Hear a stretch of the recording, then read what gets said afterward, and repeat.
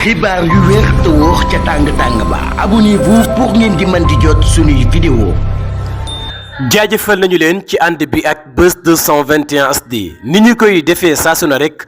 tey nag ñu ñëw ci kàddu yi kii nga xam ne moom moo di Alioune Tine nekk itam jiital Afrikajom Z waaye itam fare ci li nga xam ne nag moom moo di société civile bi. ñoom yëkkati nañ ay kaddu di sàkkul njéggal kii nga xam ne moom moo di Moustapha Diakhaté donte na sax ñoom xam nañ ni kii di Moustapha Diakhaté moo tooñ teg ci itam yàgg naa tooñ kii nga xam ne moom moo di Ousmane Sonko.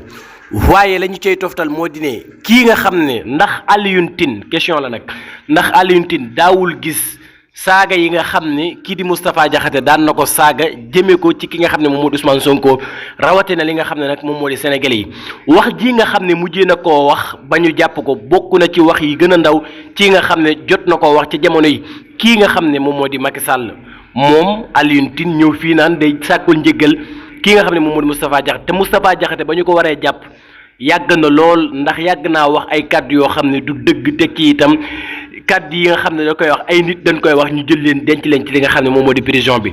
kon nag moom Alioune Tine taxawaayam warut a nekk lii taxaw naan day sàkkul njéggal kii nga xam ne moom moo di Moustapha Diakhaté ndax Moustapha Diakhaté ñëpp xam nañ ne moo tooñ teg ci itam dafa taxaw publiquement saaga li nga xam ne moom moo di sénégalais yi traité leen li nga xam ne rek moom moo di ay xar lan moo ko waral mu di ne dañoo jox majorité Ousmane Sonko. te moom mook Ousmane Sonko yàgg nañu ñenn ñi sax ñi ngay wax naan bokk na ci tax ñu dàqoon ko ci impôt et domaine moom Moustapha Diakhaté participé woon na ci kon nag moom Alioune Tine taxawaayam warut a nekk juste li mu war a wax kay moo di justice na def li nga xam ne moom moo di liggéeyam ay affaire kii muy jéem a jaay damaa fare ci li nga xam ne moo di société civile bi waaye tëriwu laa wax dëgg da ngay wax dëgg parce que Moustapha Diakhaté mi waroo koo taxaw naan da nga koy sàkkul njéggal moom dañu ko war a tëj ndax dafa taxaw saaga li nga xam ne moom moo di Sénégal yi loolu mooy dëgg. ba tey yemul foofu moom Alioune Tine njiital Afrikajom Z ma ngay sàkkul njéggal kii nga xam ne moom moo di Adama Gueye ci wax yoo xam ne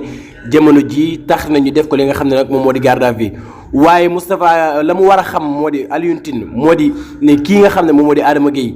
warut nguur goo xam ne ñëw na fii. mu jéem a am ak yow li nga xam ne moom moo di problème gis nañu ko ci jamono yi ki nga xam ne moom moo di Macky Sall jàppoon nañ ko fi tëj ko li nga xam ne nag moom moo di prison kon nag jamono ji la ñuy wax mooy Adama Gueye moo sikk moo nekk koo xam ne nit ku sikk la mënoo gouvernement bu ñëw nga jéem a am ak moom li nga xam ne nag moom moo di problème kon nag jot na li nga xam ne nag moom moo di justice def li nga xam ne nag moom moo di liggéeyam bañ a diglu li nga xam ne moom moo di société civile bii ndax li Sénégalais yi bëgg lan leen war a defal pas li nga xam ne nag société civile bi bëgg nañ ko nañu jël li nga xam ne moom moo di réew mi waaye itam fexe mag ñi di woddaat li nga xam ne moom moo di seen kàddu bu ko defee nit ñi mën a nekk ci jàmm waaye itam Sénégal nekk ci jàmm nit ñi dund ci jàmm ak salaam jërë ngeen